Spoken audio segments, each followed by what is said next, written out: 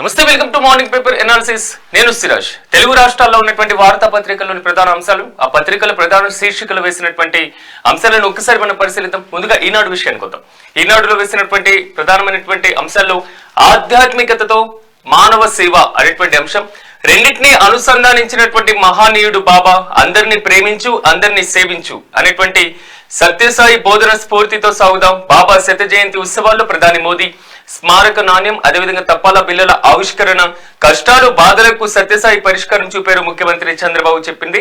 నిన్న బాబా యొక్క మహా సమాధిని నమస్కరిస్తున్నటువంటి ప్రధానమంత్రి యొక్క చిత్రాన్ని, అదేవిధంగా ప్రధానమంత్రితో పాటుగా ముఖ్యమంత్రి, అదేవిధంగా దానికి సంబంధించినటువంటి బాబా ట్రస్ట్ కి సంబంధించిన కీలక సభ్యులు, కేంద్ర మంత్రులు, రాష్ట్ర మంత్రులు, రాష్ట్ర డిప్యూటీ సీఎంతో పాటుగా పలువురు కీలకమైనటువంటి నేతలు, వివిధ రాష్ట్రాలకు సంబంధించినటువంటి ప్రముఖులు, పారిశ్రామికవేత్తలు, సినీ రంగానికి చెందినటువంటి వివిధ వ్యక్తులందరూ కూడా నిన్న బాబా యొక్క శత జయంతి ఉత్సవాలను నిర్వహించడం జరిగింది పుట్టపర్తిలో. సో అక్కడ కూడా కీలకంగా మారినటువంటి పుట్టపర్తిలో నిన్న జరిగినటువంటి ఒక ఆధ్యాత్మిక కార్యక్రమంలో దేశవ్యాప్తంగా ఉన్నటువంటి అనేక మంది భారీ స్థాయిలో పార్టిసిపేట్ చేయడంతో ఇది ఒక ఆధ్యాత్మిక పరమైనటువంటి కార్యక్రమంగా మాత్రం ముందుకు సాగినటువంటి వైనం అయితే చాలా స్పష్టంగా కనబడింది. సో అందరినీ ప్రేమించండి, అందరినీ సేవించండి, ఇది పుట్టపర్తి బాబా యొక్క భావన, ఆయన యొక్క సందేశం. సో దాన్ని ముందుకు తీసుకువెళ్ళాలి అనేది మాత్రం ప్రెజెంట్ ప్రధానమంత్రి కూడా పిలుపునివ్వడం జరిగింది. ఆదర్శప్రాయంగా నిలుస్తున్నారు అనేటువంటి అంశాన్ని ప్రధానంగా ప్రస్తావించడం జరిగింది. వారి యొక్క బోధనలు కానివ్వండి, వారి యొక్క కీర్తనలు, వారు చేసినటువంటి సేవా కార్యక్రమాలు ఇవన్నీ కూడా భావి తరాలకి కొంతవరకు స్ఫూర్తిదాయకంగా ఉంటాయి. ఒక ఆధ్యాత్మికమైనటువంటి భావన వైపు లేదా ఆధ్యాత్మికమైనటువంటి చింతన వైపు నేటి యువత కూడా పయనించడానికి కొంతవరకు కీలకంగా మారుతుంది అనేది మాత్రం ఇక్కడ నేను హైలైట్ అయినటువంటి issue. At the same time ప్రధానమంత్రి నేను పుట్టపర్తి పర్యటనలో కూడా రాష్ట్ర ప్రభుత్వం భారీ స్థాయిలో ఏర్పాట్లను పర్యవేక్షించడం జరిగింది. రాష్ట్రపతితో పాటుగా ఉపరాష్ట్రపతి కూడా ఈ కార్యక్రమానికి రాబోతున్నారు 23వ తేదీన. సో దానికి సంబంధించినటువంటి అంశాలు కూడా ఇక్కడ ఉండబోతున్నాయి. కాబట్టి 100 సంవత్సరాలు శత జయంతి వేడుకల్ని మాత్రం ఘనంగా నిర్వహించాలని యోచించినటువంటి పరిస్థితి. కాబట్టి రాష్ట్ర పండుగ కూడా నిర్వహించాలి అనేది మాత్రం రాష్ట్ర ప్రభుత్వం చెప్పినటువంటి మాట. సో దానికి సంబంధించినటువంటి ఇష్యూని కూడా పరిగణలోకి తీసుకునేటువంటి అవకాశం కూడా లేకపోలేదు. ఇక మారేడుమిల్లిలో మరో ఎన్కౌంటర్, ఎదురు కాల్పుల్లో 7 మావోయిస్టుల మృతుల్లో ఏఓబి స్పెషల్ జోన్ కమిటీ సభ్యుడు టెక్ శంకర్, నంబాల కేశవరావు వద్ద గార్డుగా పనిచేసినటువంటి జ్యోతి కూడా, మరో 5గురికి సంబంధించినటువంటి జగరగొండ ఏరియా కమిటీ సభ్యులు టెక్ శంకర్ మినహా 6 ఛత్తీస్గఢ్ వాసులే. సో మంగళవారం ఎదురు కాల్పుల నుంచి తప్పించుకొని బుధవారం చిక్కినటువంటి బృందం అనేటువంటి అంశం ఇక్కడ ప్రధానంగా హైలైట్ చేసేప్పుడు. సో టెక్ శంకర్ పేరు వినే ఉంటారు. ఆల్మోస్ట్ మావోయిజానికి సంబంధించి అత్యంత కీలకమైనటువంటి వ్యక్తి. అతను ఒక బాంబు అనేటువంటి విషయాన్ని ఇక్కడ హైలైట్ చేశారు. ఐఈడి ల్యాండ్ మైన్ తయారీలో దిట్ట టెక్ శంకర్. సో బాంబుల్ని తయారు చేయడం, సో స్పాట్లను అరేంజ్ చేయడం, దానికి సంబంధించి కీలకంగా పేలేలాగా, నష్టాలు ఖచ్చితంగా ఉండేలాగా, అంటే తన దృష్టిని మాత్రం టార్గెట్ కంప్లీట్ అయ్యే విధంగా బాంబులు తయారు చేయడంలో కీలకంగా మారారు అనేటువంటిది మాత్రం. సో ఎదురు కాల్పులో మృతి చెందిన టెక్ శంకర్ యొక్క చిత్రాన్ని ఇక్కడ ప్రధానంగా జోడించడం జరిగింది. మావోయిస్టులు వెన్ను విరిచాం, దక్షిణ బస్తర్ దండకారణ్యంలో కోలుకోలని దెబ్బతీశాం, దేవ్జీ మా అదుపులో లేరు, నిఘా విభాగాధిపతులు అనేటువంటి మహేష్ చంద్ర లడ్డా చేసినటువంటి కామెంట్స్ ని కూడా ఇక్కడ హైలైట్ చేయడం జరిగింది. మావోయిస్టు పార్టీకి సంబంధించినటువంటి ఎదురు దెబ్బలు తగులుతూనే ఉన్నాయి. నిన్న దీనికి సంబంధించి మనం డిస్కషన్ చేసాం. సో నిన్నటి నుంచి ఈ రోజుకి మధ్య జరిగినటువంటి ఒక అప్డేట్ గా దీన్ని మనం పరిగణలోకి తీసుకోవాలి. మారేడుమిల్లిలో మరోసారి ఎన్కౌంటర్ జరిగింది అంటే ఆ ప్రాంతంలో ఎంత కీలకంగా ఉండేటువంటి అవకాశం ఉంది. విజయవాడలో కానివ్వండి, విశాఖపట్నం, కాకినాడ, రాజమండ్రి, అంటే దక్షిణ ఆంధ్ర ప్రాంతం నుంచి, అంటే ఉత్తరాంధ్ర ప్రాంతం నుంచి దక్షిణ ఆంధ్ర వైపు కూడా మావోయిస్టులు అడుగులు వేస్తున్నారా? సో విజయవాడలో న్యూ ఆటో నగర్ లో ఉన్నటువంటి ఒక భవనంలో వీళ్ళందరూ ఉన్నారు అంటే, సో ఆల్మోస్ట్ వీళ్ళు ఎలాంటి ప్లాన్ కి, ఎలాంటి భారీ వ్యూహానికి పథకం రచించారు. సో దాన్ని ఇంప్లిమెంట్ చేయడానికి ఇక్కడికి వచ్చారా, లేకపోతే ఆపరేషన్ ఖగార్ ని కూడా పూర్తి స్థాయిలో ఇంప్లిమెంట్ చేస్తున్నటువంటి నేపథ్యంలో సో ఆపరేషన్ ఖగార్ కి సంబంధించినటువంటి దాని నుంచి తప్పించుకునేందుకు ఛత్తీస్గఢ్ ప్రాంతం నుంచి ఇక్కడ ఆంధ్రాకి వలస వచ్చి ఇక్కడ తలదాచుకుని జీవనంలో ముందుకు వెళ్ళేటువంటి పరిస్థితులు ఉన్నారు. లేదా చాలా వరకు కూడా మల్లోజిలా నిన్న ఒక కామెంట్ చేయడం జరిగింది. రీసెంట్ గా మహారాష్ట్రలో లొంగిపోయినటువంటి మల్లోజిలా. సో ఈ విధంగా జరగడం, ఇలాంటి బాధాకరమైనటువంటి ఘటనలు రావడం కొంతవరకు చింతించదగ్గ విషయం. అట్ ద సేమ్ టైం ఈ రోజు పూర్తి స్థాయిలో ఎన్కౌంటర్ లో చనిపోతున్నటువంటి మావోయిస్టులు కాకుండా మిగిలిన వారు ఎవరైతే ఉన్నారో వాళ్ళందరూ కూడా దయచేసి ఆలోచించండి. దయచేసి మీరు ఆలోచించి లొంగిపోయేటువంటి ఏర్పాట్లు చేయండి. ఇక జనజీవన స్రవంతిలో కలవడం తప్ప మాకు వేరే ప్రత్యామ్నాయం లేదు. దీని తర్వాత మనం ఎలాంటి చర్యలు తీసుకున్నా, ఏ విధంగా పథకాలు రచించినా ఈ మొత్తం కూడా వృధా. మీరు ఏదైనా పోరాటం చేయాలి అంటే జనంలోకి వచ్చి పోరాటం చేయండి. చట్ట వ్యతిరేకమైనటువంటి కార్యక్రమాలు వద్దు, చట్ట వ్యతిరేక చట్టాన్ని చేతిలో తీసుకునేటువంటి ప్రయత్నాలు వద్దు. మల్లోజులా చేశారు నిన్న ఆయన చెప్పినటువంటిది. మరి ఇంకా ఈ పరంపర ఎంతవరకు కొనసాగుతుంది? ఒకటి కాదు, రెండు కాదు, కేంద్ర ప్రభుత్వం కూడా కీలకంగా తీసుకోవడం జరిగింది. ఒక ఆంధ్ర ప్రాంతాన్ని మనం పరిగణలోకి తీసుకున్న, తెలంగాణ ప్రాంతాన్ని తీసుకున్న, ఛత్తీస్గఢ్ ప్రాంతాన్ని తీసుకున్న, ఒరిస్సా ప్రాంతాన్ని తీసుకున్న, సో ఈ 4 జిల్లా పూర్తిగా ఈ 4 రాష్ట్రాలకి సంబంధించినటువంటి సరిహద్దుల్లోనే ఇక్కడ కీలకంగా మారుతున్నటువంటి పరిస్థితి కనబడుతుంది. ఛత్తీస్గఢ్ ప్రాంతంలో దంతెవాడ జిల్లాను మనం చూస్తాం.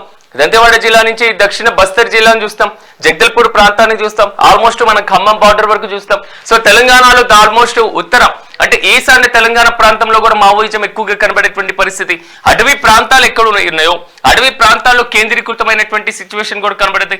At the same time Uttarandhra ప్రాంతంలో కూడా గతంలో మనం చూసాం నక్సలైట్స్ ఉద్యమాలు ఏ విధంగా సాగినాయి. సో శ్రీకాకుళం జిల్లాకు సంబంధించినటువంటి ఇష్యూస్ ఏ విధంగా జరిగినాయి, అది తర్వాత జరిగినటువంటి పరంపర అంటే ఆంధ్ర ఒరిస్సా బార్డర్ లో ఎక్కువగా కేంద్రీకృతమైనటువంటి సిచ్యువేషన్. దక్షిణ ఒరిస్సా ప్రాంతంలో కూడా యాజ్ అ సేమ్ సిచ్యువేషన్ అయితే కనబడింది. సో ఈ మొత్తానికి మాత్రం కేంద్ర ప్రభుత్వం ఖచ్చితంగా ఉక్కుపాదం మోపుతుంది.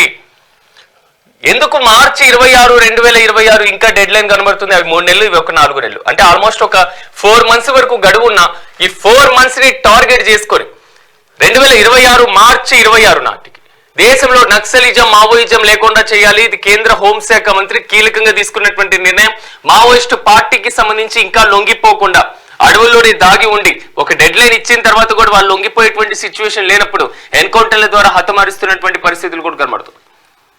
నిన్న వీరికి సంబంధించి రంపచోడవరంలో ఆ మృతదేహాలన్నిటికీ కూడా హాస్పిటల్ బయట పోస్ట్ మార్టం నిర్వహించినటువంటి పరిస్థితి. సో ఎక్కడికక్కడ ఒక హెచ్చరికలు జారీ చేస్తున్నటువంటి సిచ్యువేషన్. కేవలం ఇక్కడ జరుగుతున్నటువంటి పరంపర కాదు, ఆల్మోస్ట్ అడవిలో ఇంకా దాగి ఉండి ఇంకా లొంగిపోని జనజీవన స్రవంతిలో కలిసిపోయినటువంటి వ్యక్తులు మావోయిస్టులు ఎవరైతే ఉన్నారో వారికి ఇది ఒక గట్టి హెచ్చరిక అని చెప్పుకోవాలి. సో కేంద్ర ప్రభుత్వం కూడా ఆపరేషన్ ఖగార్ ను కీలకంగా తీసుకుంది. ఆపరేషన్ ఖగార్ ద్వారా ముందుకు వెళ్తున్నటువంటి పరిస్థితి కనబడుతుంది. ఒక ప్రాంతం నుంచి మరో ప్రాంతానికి వలస వస్తున్నారు అంటే వారి ఉనికి క్రమంగా తగ్గిపోతుంది, వారి ఉనికి ఆందోళనకరమైనటువంటి పరిస్థితుల్లోకి మారింది అనేది మాత్రం ఇక్కడ చాలా స్పష్టంగా అర్థమవుతుంది. ఒకప్పుడు వాస్తవంగా ప్రజా వ్యతిరేకమైనటువంటి నిర్ణయాలు, ప్రజా వ్యతిరేకమైనటువంటి విధానాలు అవలంబించారు కాబట్టి సో ఆ టైంలో ప్రజల పక్షాన నిలబడి క్షేత్రస్థాయిలో పోరాటం చేయడానికి మావోయిజం కొంతవరకు దూకుడుగా ముందుకు వెళ్ళిన నేటి యుగంలో కూడా ఇంకా ఇలాంటి పరిస్థితులు ఉండకూడదు అనేది మాత్రం ప్రభుత్వాల యొక్క వాదన. ఇందులో భాగంగానే ఆపరేషన్ ఖగార్ ద్వారా ముందుకు వెళ్తున్నారు. మావోయిజం నక్సలిజం లేకుండా చేయాలి అనేటువంటి విషయం. వీటిని సీమాంతర ఉగ్రవాదం అంటే అంతర్గత ఉగ్రవాదాలు కూడా మనం అనవచ్చు. అంటే అంతర్గతంగా ఉండేటువంటి ఉగ్రవాదాలు, ఇతర దేశాల నుంచి వచ్చేటువంటి ఉగ్రవాద పరిస్థితులు కూడా కనబడుతున్నాయి. సో ఇలాంటి విమర్శ అంటే సారూప్యత కలిగినటువంటి ఏదైతే చట్ట వ్యతిరేకమైనటువంటి కార్యకలాపాలు, చట్ట వ్యతిరేకమైనటువంటి పార్టిసిపేషన్ ఉంటుందో వీటి మీద ప్రభుత్వాలు కూడా ఉక్కుపాదం మోపుతూ ఉంటాయి. కాబట్టి ఖచ్చితంగా క్రమంగా మావోయిజం మాత్రం ఒక అనిశ్చివేత ధోరణి వైపు అడుగులు వేస్తుంది. ఇది క్రమంగా కూడా అసలు ఎక్కడ కూడా మావోయిజం అనేటువంటిది మావోయిస్టు పార్టీకి సంబంధించినటువంటి ఉనికి లేకుండా చేయాలనేది మాత్రం ప్రభుత్వం యొక్క కీలకమైనటువంటి నిర్ణయాల్లో భాగంగా చాలా స్పష్టంగా కనబడుతున్నటువంటి పరిస్థితి కనబడుతుంది. సో నెక్స్ట్ ఎలా ఉండబోతుంది, ఏం చర్యలు తీసుకోబోతున్నారు, ఉన్నటువంటి వారు ఇంకా వచ్చి లొంగిపోయేటువంటి పరిస్థితులు కనబడుతూ ఉన్నాయా? సో 24 గంటలు గడవక ముందే మరో ఎన్కౌంటర్, మళ్ళీ మరో ఎన్కౌంటర్, సో వరుసగా ఎన్కౌంటర్లు జరుగుతూనే ఉన్నాయి. కాబట్టి అటవీ ప్రాంతంలో హింసాత్మకమైనటువంటి వాతావరణమే కనబడుతుందని మనం చెప్పుకోవాలి. కేవలం ఇక్కడ మనం చూసినంత ఈ ఇష్యూని మనం ఇంత గమనించినంత ఈజీగా అక్కడ సిచ్యువేషన్ లేదు. తుపాకుల మోత అక్కడ కనబడుతుంది, పోలీసుల యొక్క బూట్ల చప్పుళ్ళు అక్కడ కనబడుతున్నాయి, ఎవరెవరిని ఎప్పుడు హతమారుస్తారో తెలియనటువంటి సిచ్యువేషన్ అక్కడ కనబడుతుంది, ఏ మృతదేహాలు ఏ హాస్పిటల్ ముందు కనిపిస్తాయో తెలియనటువంటి ఘోర పరిస్థితులు అక్కడ కనబడుతున్నాయి. సో ఒక రకంగా చెప్పాలి అంటే శాంతి భద్రతల అదుపులోకి తీసుకొచ్చేటువంటి ప్రయత్నంలో శాంతి భద్రతలే అక్కడ చాలా కొంతవరకు కీలకంగా మారుతున్నటువంటి పరిస్థితి. కాబట్టి వీటి మీద కూడా ప్రభుత్వం తీసుకున్నటువంటి నిర్ణయం పట్ల కొంతవరకు భిన్నాభిప్రాయాలు కూడా వ్యక్తం అవుతున్నాయి. సో ఏం జరగబోతుంది, మిగిలినటువంటి వారందరూ కూడా వచ్చి లొంగిపోయేటువంటి అవకాశం ఉందా లేదా, వీరి ఉనికిని ఇలాగే చాటుకోవాలని వారు ఏమైనా పూర్తి స్థాయిలో వ్యూహం రచిస్తున్నారా, మరి ముఖ్యంగా ఆంధ్ర ప్రాంతానికి వచ్చారు కాబట్టి సో ఇక్కడ ఏదైనా భారీ వ్యూహం పన్నడానికి వచ్చారా, లేకపోతే అక్కడ ఉండలేక ఇక్కడ తలదాచుకోవడానికి వచ్చారా?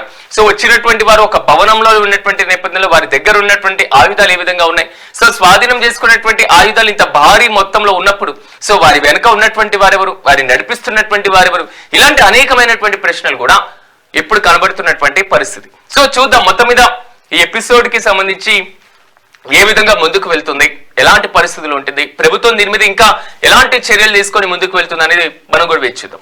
సో నేడు 10వ ముఖ్యమంత్రిగా నితీష్ కుమార్ ప్రమాణ స్వీకారం, ఎన్డీఏ శాసనసభ పక్ష నేతగా ఎన్నిక అనేటువంటి ఇష్యూని ఇక్కడ హైలైట్ చేశారు. బీహార్ లో మాత్రం ఎన్డీఏ కూటమి ఘన విజయం సాధించడం జరిగింది. సో ఈ ఘన విజయాన్ని సెలబ్రేట్ చేసుకున్న అనంతరం పార్టీ శ్రేణులు బాగా ఉత్సాహంలో ఉన్నారు. అయితే 10వ ముఖ్యమంత్రిగా మాత్రం నితీష్ కుమారే ప్రమాణ స్వీకారం చేయబోతున్నారు. సో భిన్నాభిప్రాయాలు వ్యక్తమైనవి. ముఖ్యమంత్రి పదవి ఈసారి బీజేపీ తీసుకుంటుందా అంటే ఒక స్ట్రాంగ్ పార్టీగా ఎదిగిన తర్వాత వచ్చినటువంటి పార్టీల్లో ఎక్కువ సీట్లు సాధించినటువంటి పార్టీగా బీజేపీ నిలిచిన తర్వాత మరీ ముఖ్యంగా బీజేపీ ముఖ్యమంత్రి అభ్యర్థిని, ముఖ్యమంత్రి పదవిని వదులుకుంటుందా అనేటువంటి పరిస్థితులు కూడా ఇక్కడ కనబడ్డాయి. అంటే అలాంటి వాదన కూడా కీలకంగా మారింది. కానీ నితీష్ కుమార్కే మళ్ళీ ముఖ్యమంత్రి పీఠాన్ని కట్టబెట్టింది బీజేపీ కూడా. దీనికి సంబంధించి శాసనసభ పక్ష నేతగా కూడా ఆయన్ని ఎన్నుకున్నట్లుగా తెలుస్తుంది. అంటే ఆల్మోస్ట్ బీజేపీ ఎక్కడ కూడా నితీష్ కుమార్ ని ప్రెజెంట్ సిచ్యువేషన్ లో దూరం చేసుకునేటువంటి అవకాశం లేదు. ఇది చాలా స్పష్టంగా అర్థమవుతుంది. ఎందుకంటే కేంద్ర ప్రభుత్వం నితీష్ కుమార్ యొక్క మద్దతు ఏపీ తెలుగుదేశం పార్టీకి సంబంధించినటువంటి మద్దతుతోనే ప్రెజెంట్ కేంద్రంలో అధికారంలో నడుస్తుంది ఒక సంకీర్ణ ప్రభుత్వంగా. సో ఇలాంటి పరిస్థితుల్లో ఈ రెండు పక్షాలు కనుక దూరం అయితే కేంద్ర ప్రభుత్వానికి అవసరమైనటువంటి ప్రతిఘటనలు ఎదుర్కోక తప్పదు. అలాంటి సమయంలో ఒక రాష్ట్రానికి ముఖ్యమంత్రిగా ఆ పార్టీకి సంబంధించినటువంటి సీనియర్ నేత ఆల్రెడీ ఎన్డీఏ కూటమిలో ఉన్నారు, ముఖ్యమంత్రిగా కనబడుతున్న ప్రెజెంట్ ఉన్నటువంటి వ్యక్తి కాబట్టి ఆయనకే మరోసారి ముఖ్యమంత్రి పదవి ఇవ్వాలనేది మాత్రం ఇక్కడ కనబడుతున్నటువంటి వైనం. కానీ నితీష్ కుమార్ వయస్సు కూడా పెరిగిపోవడం, ఆల్మోస్ట్ ఇక్కడ మనం చూసుకున్నట్లయితే గత 20 సంవత్సరాలు ముఖ్యమంత్రిగా పనిచేయడం, 9 సార్లు అయిపోయాక ఈ రోజు 10వ ప్రమాణ స్వీకారం చేయబోతున్నారు. అంటే ఇన్ని 10 సార్లు ముఖ్యమంత్రిగా ఆయన ప్రమాణ స్వీకారం చేసేటువంటి టర్మ్ లో ప్రజా వ్యతిరేకతను కంట్రోల్ చేయడం కానివ్వండి, బీహార్ లో శాంతి భద్రతల పర్యవేక్షణ కానివ్వండి, సో ఈ మొత్తం వైనం చాలా స్పష్టంగా క్లియర్ కట్ గా వీరి యొక్క మార్క్ అక్కడ చూపించేటువంటి ప్రయత్నం అయితే జరుగుతుంది. కానీ ఇంత జరిగిన ప్రజా వ్యతిరేకత ఎందుకు రాలేదు, ఇది ఒక క్వశ్చన్ మార్క్ గా మారింది. ఇలాంటి వాదన బలంగా వినిపిస్తున్నా అక్కడ అమలు చేసినటువంటి సంక్షేమ కార్యక్రమాలు కానివ్వండి, సో కేంద్ర ప్రభుత్వం రీసెంట్ గా భారీ ప్రాజెక్టులు బీహార్ కి ఇవ్వడం కానివ్వండి, ఒక భారీ మొత్తంలో ప్యాకేజ్ ఇవ్వడం కానివ్వండి, బుందేల్ఖండ్ ప్యాకేజ్ మీరు చూసే ఉంటారు. సో అలాంటి ప్యాకేజీ లాంటి ఇష్యూస్ ని ఇక్కడ తెర మీదకి తీసుకురావడం కానివ్వండి, సో ఇలాంటివన్నీ చూసుకున్నప్పుడు ఆల్మోస్ట్ ఎన్డీఏ పక్షాల వైపు మరి ముఖ్యంగా డబుల్ ఇంజన్ సర్కార్ అనేది మన దక్షిణ భారతదేశం కన్నా ఉత్తర భారతదేశంలో బాగా పనిచేస్తూ ఉంటది. హిందీ పాలితమైనటువంటి రాష్ట్రాల్లో, హిందీ భాష ఎక్కువగా ఉన్నటువంటి ప్రాంతాలు కానివ్వండి, మరి ముఖ్యంగా కేంద్ర ప్రభుత్వ సమీపంలో అత్యంత కీలకంగా మారినటువంటి రాష్ట్రాలు కానివ్వండి. ఎందుకంటే ఒకవైపు బీహార్ కి పక్కనే వెస్ట్ బెంగాల్ కనబడుతుంది, అట్ ద సేమ్ టైం మనకి ఇక్కడ వచ్చేసి ఛత్తీస్గఢ్ కానివ్వండి, మధ్యప్రదేశ్ కానివ్వండి, ఉత్తరప్రదేశ్ కానివ్వండి, ఈ రాష్ట్రాలన్నీ కూడా ఆల్మోస్ట్ బీజేపీ ప్రభావం ఎక్కువగా ఉండేటువంటి రాష్ట్రాలు, బీజేపీ అధికారంలో ఉన్నటువంటి రాష్ట్రాలు. ఆల్రెడీ బీహార్ లో గెలిచాం కాబట్టి నెక్స్ట్ వెస్ట్ బెంగాల్ లో కూడా మేము బాగా వేస్తాం, అక్కడ కూడా ఖచ్చితంగా గెలుస్తామని బీజేపీ నేతలు కూడా వ్యాఖ్యానించినటువంటి సందర్భాలు కూడా ఉన్నాయి. కాబట్టి దీని మీద ఎలా వెళ్తున్నా కానీ ఈ రోజు మాత్రం మరోసారి ప్రమాణ స్వీకారం చేయబోతున్నారు. కానీ ఈసారి నితీష్ కుమార్ ముఖ్యమంత్రిగా ప్రమాణ స్వీకారం చేశాక ట్విస్టులు ఇవ్వాలని మనం భావించాలి. ఎందుకంటే గతంలో ఆయన ట్విస్టుల మీద ట్విస్టులు, రాత్రి రాజీనామా చేసి పొద్దున్నే ముఖ్యమంత్రిగా ప్రమాణ స్వీకారం చేసిన సందర్భాలు ఉన్నాయి. రాత్రికి రాత్రి పార్టీలు మార్చేసి తమ యొక్క కూటమిలే ముఖ చిత్రాలని మార్చేసినటువంటి సందర్భాలు ఉన్నాయి. ఆయన ముఖ్యమంత్రిగా లాస్ట్ 5 టర్మ్స్ ఒకసారి మనం చూసుకున్నట్లయితే లాస్ట్ టర్మ్ ప్రమాణ స్వీకారం చేశాక ముందు బీజేపీతో ఉండడం, మళ్ళీ రాజీనామా చేసేసాం, ఆ పక్షాన్ని దూరం చేసుకోవడం, కాంగ్రెస్ పార్టీతో కలవడం, తేజస్వి పార్టీతో కలవడం, రాత్రికి రాత్రి ముఖ్యమంత్రిగా ప్రమాణ స్వీకారం చేయడం, పూర్తి స్థాయిలో మళ్ళీ ఒక కూటమిని ఏర్పాటు చేయడం, కొంచెం మనుగడ సాగించడం, మళ్ళీ ఎన్నికల ముందు రాత్రికి రాజీనామా చేయడం, పొద్దున్నే ముఖ్యమంత్రిగా ప్రమాణ స్వీకారం చేయడం. అంటే ఇలాంటి పరంపర చూసుకున్న తర్వాత నేటి రాజకీయంలో నితీష్ కుమార్ వ్యూహం, నితీష్ కుమార్ తీసుకునేటువంటి నిర్ణయాలు, నితీష్ కుమార్ వేసేటువంటి అడుగులు ఎవరికి అందడం లేదు. అంటే ఎక్కడ నిలకడలేని నిర్ణయాలు తీసుకుంటారా, ఎలాంటి ప్రభావం చూపిస్తుంది అనేటువంటి ఇష్యూ కూడా తెర మీదకి వచ్చినాయి. కానీ ఇప్పుడు కేంద్ర ప్రభుత్వంలో కీలక భాగస్వామిగా ఉన్నారు కాబట్టి, ఎన్డీఏ పక్షాలు కూడా నితీష్ కుమార్ వైపు మొగ్గు చూపినాయి కాబట్టి, సో అక్కడ బీజేపీ ఉప ముఖ్యమంత్రి పదవులతో పాటుగా మంత్రి పదవులు తీసుకుంటుంది కాబట్టి సో ఎక్కడ కూడా కేంద్ర ప్రభుత్వంతో డైరెక్ట్ డబుల్ ఇంజన్ సర్కార్ తో ముందుకు వెళ్లాలనేటువంటి ఆలోచనతో ఈసారి ఎన్డీఏ పక్షంతోనే ఉండేటువంటి అవకాశం ఉంది. నెక్స్ట్ జమిలీ ఎన్నికలు వచ్చినా రాకపోయినా 2029 ఎన్నికల వరకు మాత్రం కొంతవరకు అటు ఇటుగా సిచ్యువేషన్ మారేటువంటి అవకాశం లేదు. ఒకటి. రెండోది, బీహార్ లో కూడా భారీ ప్రాజెక్టులు కేంద్ర ప్రభుత్వం నుంచి నిధులు, మెట్రో ప్రాజెక్టులు, ఇంటర్నేషనల్ ఎయిర్పోర్ట్లు, భారీ పరిశ్రమలు, భారీగా ప్యాకేజీలు ఇలాంటివన్నీ వస్తున్నాయి కాబట్టి సో వీటి మీద కూడా డెవలప్మెంట్ కి ఛాన్సెస్ ఉంటుంది కాబట్టి సో అలాంటి అంశాలు కూడా పరిగణలోకి తీసుకునేటువంటి అవకాశం కూడా ఉంది కాబట్టి ఇప్పట్లో ఆయన నిర్ణయాలు ఎలా మారతాయనేది మనం ఊహించడానికి కష్టమైనప్పటికీ ఈ రోజు ముఖ్యమంత్రిగా ప్రమాణ స్వీకారం చేయబోతున్నారు. సో ఏపీ సీఎం తో పాటుగా పలువురు బీజేపీ ముఖ్య నేతలు, బీజేపీ ఎన్డీఏ పక్షాలకు సంబంధించినటువంటి కీలక నేతలు కూడా ఈ కార్యక్రమానికి హాజరయ్యేటువంటి అవకాశం అయితే చాలా స్పష్టంగా కనబడుతుంది. ఇక కొట్టివేసినటువంటి నిబంధనలే మళ్లీ తెచ్చారు అనేటువంటి ఇష్యూని ఇక్కడ హైలైట్ చేశారు. ట్రిబ్యునల్ సంస్కరణల చట్టం 2021 పైన సుప్రీంకోర్టు తీవ్ర ఆక్షేపణ, వివాదాస్పదమైనటువంటి వాటిని రద్దు చేస్తూ తీర్పులు అనేటువంటి అంశం. ఒక్కసారి కోర్టు ఇచ్చినటువంటి తీర్పు, ఒక్కసారి న్యాయస్థానాల పరిశీలనకు వచ్చినటువంటి తీర్పు, ఒక్కసారి న్యాయస్థానాలు వాద ప్రతివాదనలు జరిగిన తర్వాత కోర్టు ఇచ్చేటువంటి తీర్పులు. సో ఇలాంటి తీర్పుల్ని మనం ఒకసారి పరిశీలించిన తర్వాత ఇక్కడ కనబడుతున్నటువంటి ఇష్యూ, మళ్ళీ వాటి మీద మీరు చట్టాలు ఎలా తెస్తారు? ఇది న్యాయస్థానాలు ముందు నుంచి పరిశీలించేటువంటి అంశాలు. కేబినెట్ ఆమోదం తెలుపుతుంది, శాసనసభ ఆమోదం తెలుపుతుంది, శాసనసభ ఆమోదం తెలిపిన తర్వాత శాసన మండలి ఆమోదం తెలుపుతుంది, గవర్నర్ ఆమోదం తెలుపుతారు, గవర్నర్ ఆమోదం తెలిపిన తర్వాత అదొక బిల్లు ఉన్నటువంటిది చట్ట రూపం దాల్స్తుంది. చట్ట రూపం దాల్చిన తర్వాత ఇది న్యాయ పరిశీలనకు వెళ్ళినప్పుడు, న్యాయ సమీక్షకు వెళ్ళినప్పుడు, న్యాయస్థానం అది చెల్లదని కొట్టేసినప్పుడు మళ్ళీ సంస్కరణలు అనేటువంటి ఇష్యూతో కొత్త చట్టాన్ని తీసుకొస్తే అది చెల్లుబాటు అవుతుందా? ప్రజెంట్ ఇది ఒక క్వశ్చన్ మార్క్ గా మారింది. న్యాయస్థానాలు కూడా దీని మీద ఆక్షేపణ చేస్తూ అభ్యంతరం వ్యక్తం చేస్తున్నటువంటి పరిస్థితి. సో ఒకసారి న్యాయ పరిశీలన అయిపోయిన తర్వాత అవి చెల్లవని చెప్పిన తర్వాత ఎలా దీనికి సంబంధించినటువంటి ఇష్యూ వస్తుంది అనేటువంటి ఇష్యూ కూడా ఇక్కడ కీలకంగా మారుతుంది. అంటే ఆల్మోస్ట్ న్యాయస్థాన పరిశీలనలో ఉన్నప్పుడు కొన్ని చిన్న పాయింట్స్ ఏదైతే ఉన్నాయో ఆ పాయింట్స్ ఆధారంగా కొత్త చట్టాలే రూపకల్పన అవుతున్నటువంటి సిచ్యువేషన్ కనబడుతుంది. గతంలో రాష్ట్రపతికి సంబంధించినటువంటి ఆర్డినెన్స్ ఇష్యూలో కానివ్వండి, న్యాయ పరిశీలన ఇష్యూలో కానివ్వండి, న్యాయ సమీక్ష న్యాయస్థానాలకు చేసేటువంటి అధికార కల్పన చేసేటువంటి అవకాశం ఉంది లేదనేటువంటి ఇష్యూ కానివ్వండి మనం చూసుకున్నాం. 24, 25 రాజ్యాంగ సవరణలు ఆ కాలంలో ఇచ్చినటువంటి పరిస్థితుల్లో సో న్యాయస్థానాలకు దీనికి సంబంధించినటువంటి జోక్యం, వారు తీసుకునేటువంటి నిర్ణయాలు ఎంతవరకు పరిశీలన అవుతాయి, ఇలాంటి అంశాలు కూడా గతంలో డిస్కషన్కి వచ్చింది కదా. సో న్యాయస్థానాలు కూడా యాక్టివ్ రోల్ పోషిస్తున్నాయి కాబట్టి సో ఎక్కడ దీనికి సంబంధించినటువంటి ట్రిబ్యునల్ సంస్కరణల చట్టానికి అభ్యంతరాలపైన సుప్రీంకోర్టు కూడా ఆక్షేపణ విధించినటువంటి పరిస్థితి. సో దీని తర్వాత కేంద్ర ప్రభుత్వం ఎలా స్పందిస్తుంది, ఎలా ఉండబోతుందో మనం కూడా వేచి చూద్దాం.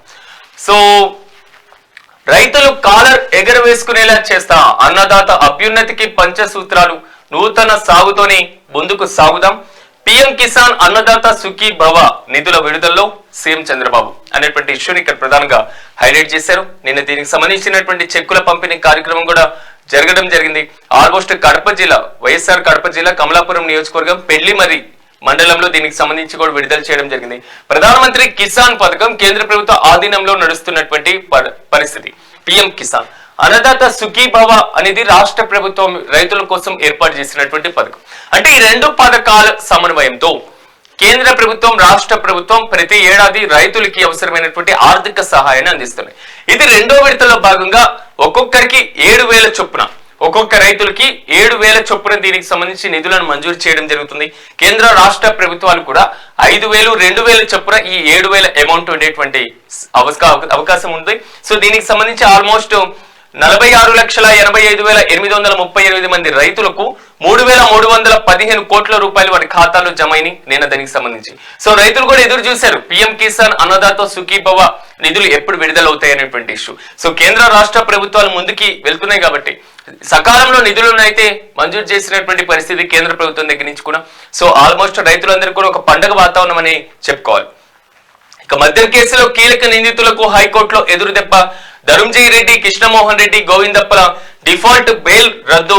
ఈ నెల 26 లోపు ఏసీపీ కోర్టులో లొంగిపోవాలని ఆదేశం అనేటువంటి ఇష్యూ. మద్యం సొమ్ముతో ఆస్తులు కొనుగోలు, అరబిందోకు భూమి అమ్మి 13.30 కోట్ల లంచాలు, నల్లధనం వైట్లోకి మార్పు, ఆ డబ్బుతోనే పలు చోట్ల స్థిరాస్తులపైన పెట్టుబడులు, చెవిరెడ్డి భాస్కర్ రెడ్డి ఆయన కుటుంబం పేరిట కొన్ని ఆస్తులు జప్తునకు చర్యలు, ఏసీపీ కోర్టులో పిటిషన్ దాఖలకు సిట్ రాష్ట్ర ప్రభుత్వం అనుమతి అన్నటువంటి ఇష్యూని ఇక్కడ ప్రధానంగా హైలైట్ చేశారు.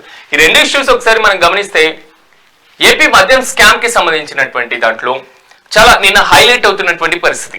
ఇన్ని రోజుల పాటు ఆంధ్రప్రదేశ్ లో మద్యం కేసు జరిగింది, మద్యం కుంభకోణం జరిగింది. మద్యం కుంభకోణంలో వైసీపీ నేతల పాత్ర ఉంది. సో వైసీపీ నేతల పాత్ర ఉంది కాబట్టి వాళ్ళని అరెస్ట్ చేయాలి. త్వరలో బిగ్ బాస్ కూడా బయటికి రాబోతున్నారు. బిగ్ బాస్ అరెస్ట్ కూడా తప్పదు. మద్యం కేసులో హైలైట్ గా అందరికంటే కీలకంగా వెరకొండి నడిపించినటువంటి వ్యక్తి ఎవరైతే ఉన్నారో వారిని అరెస్ట్ చేయక తప్పదు అనేటువంటి ఇష్యూ కూటమి ప్రభుత్వం నుంచి, తెలుగుదేశం పార్టీ నుంచి, జనసేన పార్టీ నుంచి, బీజేపీ నుంచి వచ్చినటువంటి వైనం. కానీ వైసీపీ కూడా దానికి కౌంటర్ ఇస్తూనే ఉంది. ఇది ఒక రాజకీయ కక్షతోనే వేసినటువంటి కేసు మాత్రమే. సో వైసీపీ మీద రాజకీయ కక్ష కడుతున్నారు. రెడ్ బుక్ రాజ్యాంగం రాష్ట్రంలో నడుస్తుంది. దీనికి సంబంధించి ఎక్కడ ఎలాంటి ఆధారాలు లేవు. ఇలాంటి వైనం కూడా వైసీపీ చేస్తుంది. కానీ ఇప్పటి వరకు ఈ విమర్శలే జరిగినాయి. ఇప్పటి వరకు ఇలాంటి పరిస్థితులు ఉన్నాయి. కానీ నిన్న జరిగినటువంటి ఇష్యూ అంటే మద్యం కుంభకోణం, కల్తీ మద్యానికి సంబంధించినటువంటి వైనంలో నిన్న ప్రధానంగా రెండు జరిగిన కీలక ఇన్సిడెంట్స్ మాత్రం సిట్ దూకుడుకు చాలా కీలకంగా కనబడుతుంది. ఒకటి, డిఫాల్ట్ బెయిల్ ని రద్దు చేయడం. ఇన్ని రోజుల పాటు దీనికి ఆధారాలు లేవు, ఛార్జ్ షీట్ దాఖలు చేయలేదు, సిట్ ముందుకు వెళ్లేటువంటి పరిస్థితులు లేవు, ఇది ఒక నిరాధారమైనటువంటి కేసు మాత్రమే. సో దీంట్లో ఎక్కడ ఆరోపణలు తప్ప, రాజకీయ కక్ష తప్ప ఎలాంటి పరిస్థితులు లేవు అనేటువంటి విమర్శలు వచ్చినటువంటి నేపథ్యంలో నిన్న సిట్ దీనికి సంబంధించి ఛార్జ్ షీట్ దాఖలు చేసిన తర్వాత ఆల్రెడీ డిఫాల్ట్ బెయిల్ మీద ఉన్నటువంటి ధనుంజయ రెడ్డి, కృష్ణమోహన్ రెడ్డి, గోవిందప్ప యొక్క బెయిల్ ని కూడా రద్దు చేశారు. ఆల్మోస్ట్ డిఫాల్ట్ బెయిల్ అంటే సరైనటువంటి ఆధారాలతో, సరైనటువంటి అంశాలతో దర్యాప్తు సంస్థలు సకాలంలో ఛార్జ్ షీట్ దాఖలు చేయకపోతే ఆరోపణలు ఎదుర్కొన్న నిందితులు ఉన్నటువంటి వ్యక్తులకి బెయిల్ ఇవ్వడం జరుగుతుంది.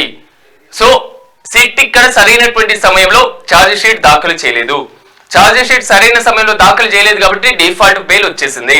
డిఫాల్ట్ బెయిల్ మీద ఉన్నటువంటి వ్యక్తులు ఇప్పుడు పూర్తి స్థాయిలో ఛార్జ్ షీట్ ఆరోపణలు ఎదుర్కొన్నారు కాబట్టి మళ్ళీ బెయిల్ ని కూడా రద్దు చేసి 26 లోపు లొంగిపోవాలి అనేటువంటి ఇష్యూని కూడా ఇక్కడ హైలైట్ చేశారు. రెండోది, వైసీపీకి సంబంధించినటువంటి కీలక నేత చెవిరెడ్డి భాస్కర్ రెడ్డి ఆస్తులను అటాచ్ చేయడం జరిగింది.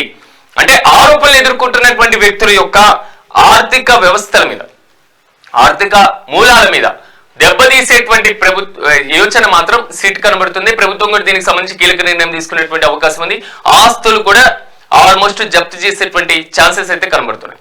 సో ఇప్పటి వరకు ఆరోపణలు, విమర్శలకు వరకు వచ్చినటువంటి ఈ కేసు ఇక్కడి నుంచి ఆర్థిక మూలాలను దెబ్బతీసి, ఆర్థిక మూలాలను కొంతవరకు కట్టడి చేసేటువంటి యోచనలు, మరి ఇంకొక బెయిల్ ని రద్దు చేసేటువంటి యోచనలు మరింత దూకుడుగా ముందుకు వెళ్లేటువంటి అవకాశాలు అయితే చాలా స్పష్టంగా కనబడుతున్నాయి. ఒకసారి మనం ఆంధ్రజ్యోతి విషయానికి వద్దాం. ఆంధ్రజ్యోతిలో వేసినటువంటి ప్రధానమైనటువంటి అంశాలను ఒక్కసారి మనం పరిశీలించేటువంటి ప్రయత్నం చేద్దాం. సో మరో 7 నక్సల్స్ ఎన్కౌంటర్, హిడ్మాను నేలకూర్చిన మారేడుపల్లిలోని మళ్ళీ ఎదురు కాల్పులు అనేటువంటి ఇష్యూని మరోసారి హైలైట్ చేశారు. ఇందాక మనం చెప్పుకున్నటువంటి ఇష్యూని ఇక్కడ ప్రధానంగా. సో సేవే పరమ ధర్మం, సత్యసాయి విశ్వ ప్రేమకు ప్రతిరూపం. ప్రధాని నిన్న పుట్టపర్తి పర్యటనలో చేసినటువంటి కామెంట్స్ ని కూడా ఇక్కడ ప్రధానంగా హైలైట్ చేశారు. సో చెవిరెడ్డి ఆస్తులు జప్తు అనేటువంటి ఇష్యూ, మద్యం కేసులో 63.22 కోట్ల స్థిరాస్తులు అటాచ్ చేసేందుకు ప్రభుత్వం అనుమతి, మనం డిస్కషన్ చేసినటువంటి అంశాన్ని ఇక్కడ ప్రధానంగా హైలైట్ చేశారు. సో లాభసాటి సాగుకు పంచసూత్రాలు, ప్రతి రైతు మీసం మెలేసేలా చేస్తా, ముఖ్యమంత్రి నిన్న చేసినటువంటి కామెంట్స్ ని హైలైట్ చేయడం జరిగింది. సో ప్రపంచ ప్రకృతి సాగు కేంద్రంగా భారత్, దక్షిణ భారతదేశ వ్యవసాయానికి సజీవ విశ్వవిద్యాలయం. ఈ ప్రాంతం కొన్ని అత్యంత పురాతన ఆనకట్టలకు నిలయం. నాకంటే ముందే బీహార్ లో పవనాలు, తమిళనాడుకు మోదీ చేసినటువంటి కామెంట్స్. 1 ఎకరం 1 సీజన్ విధానంతో రైతులు ప్రకృతి వ్యవసాయాన్ని ప్రారంభించాలి. సో కోవై సభలో ప్రధాని మోదీ పిలుపు, పీఎం కిసాన్ నిధులు 18,000 కోట్లు విడుదల అనేటువంటి అంశాన్ని ఇక్కడ ప్రధానంగా హైలైట్ చేయడం జరిగింది. సో ఇష్యూని ఆల్మోస్ట్ నిన్న ప్రకృతి సాగు పట్ల ఎక్కువగా మీరు తీసుకోవాల్సినటువంటి శ్రద్ధ, రైతులు దీని మీద పెట్టాల్సినటువంటి దృష్టి, ఆల్రెడీ మనకి పురాతనమైనటువంటి ఆనకట్టలు ఉన్నాయి కాబట్టి అలాంటి ఆనకట్టలకి భారతదేశం ఒక నిలయంగా మారుతుంది కాబట్టి, సో ఎప్పుడు మనం బాకరానంగల్ కట్టేసుకున్నాం, సో హీరాకుడ్ ప్రాజెక్టులు కట్టేసుకున్నాం, నాగార్జున సాగర్ కట్టేసాం. సో ఆల్మోస్ట్ జరిగినటువంటి ప్రాజెక్టులు అన్నింటిలో కూడా మహానది మీద నిర్మించిన ప్రాజెక్టులు కానివ్వండి. సో ఇవన్నీ పరంపర చూసుకున్నప్పుడు నీరు పుష్కలంగా లభించేటువంటి అవకాశం ఉంది. ఆనకట్టల ద్వారా నీరు అక్కడే నిలిపి మనం తాగునీటి అవసరాలు కూడా తీర్చుకునేటువంటి పరిస్థితులు ఉన్నాయి కాబట్టి ఏదైతే మనం ఉందో ప్రకృతి వ్యవసాయం వైపు అడుగులు పెట్టాలి. సో ఈ రోజు వస్తున్నటువంటి వాటితో కాకుండా కృత్రిమ వ్యవసాయం కానివ్వండి, లేకపోతే ఈ రోజు రసాయనిక మందుల వాడకం కానివ్వండి, సో పిచికారీల వాడకం కానీ ఎక్కువగా ఉండేటువంటి పరిస్థితులు ఉంది కాబట్టి సో దాన్ని కూడా కొంతవరకు తగ్గించాలి అనేది మాత్రం ప్రధాని మోదీ నేను ఇచ్చినటువంటి పిలుపు. పిఎం కిసాన్ నిధుల్ని కూడా విడుదల చేయడం జరిగింది. ఏపీలో కూడా ఇందాక మనం డిస్కషన్ చేసినటువంటి ఇష్యూని హైలైట్ చేశారు. సో హంగామా చేద్దాం అనేటువంటి ఇష్యూని ఇక్కడ హైలైట్ చేశారు. సో నిన్న ఈ రోజు నుంచి హైదరాబాద్ కోర్టుకి మాజీ ముఖ్యమంత్రి జగన్మోహన్ రెడ్డి ప్రత్యక్షంగా విచారణకు హాజరు కాబోతున్నారు. ఇప్పటివరకు వ్యక్తిగత విచారణకు దూరంగా ఉన్నటువంటి జగన్ ఇకపైన వ్యక్తిగతంగా హాజరు కావాలి అనేటువంటి ఇష్యూని ఇక్కడ ప్రధానంగా హైలైట్ చేశారు. సో లాస్ట్ గా ఒక్కసారి మనం పొంచి ఉన్న మరో తుఫాను ముప్పు 22న బంగాళాఖాతంలో అల్పపీడనం తుఫాను బలపడే అవకాశం, దక్షిణ కోస్తాలో తీరం దాటుతుందన్న నిపుణులు. 24 నుంచి దక్షిణ కోస్తా సీమల్లో వర్షాలు కొనసాగుతున్న చలి జీ మాడుగులలో 4.6 డిగ్రీలు. అంటే ఇక్కడ కనబడుతుంది మరో వర్ష ముప్పు ఏపీకి పొంచి ఉంది అనేటువంటి ఇష్యూని ఇక్కడ హైలైట్ చేశారు. సో ఎక్కడికక్కడ అప్రమత్తం చేసేటువంటి అవకాశాలు అయితే ఉన్నాయి. సో తెలుగు రాష్ట్రాల్లో ఉన్నటువంటి వార్తాపత్రికలోని ప్రధాన అంశాలు ఇవి. ఒకవైపు పిఎం కిసాన్ నిధులు, మరోవైపు బాబా శత జయంతి ఉత్సవాలతో పూర్తి స్థాయిలో ముందుకు సాగుతున్నటువంటి వైనం అయితే చాలా స్పష్టంగా కనబడుతుంది. చూద్దాం మొత్తం మీద తెలుగు రాష్ట్రాల్లో ఉన్నటువంటి రాజకీయాలు ఏ విధంగా అడుగులు వేస్తాయి. ఇది వాళ్ళ మార్నింగ్ పేపర్ ఎనాలిసిస్. రేపటి ఎనాలిసిస్ లో మళ్ళీ కలుద్దాం. చూస్తూనే ఉండండి మెగా రైట్ టీవీ.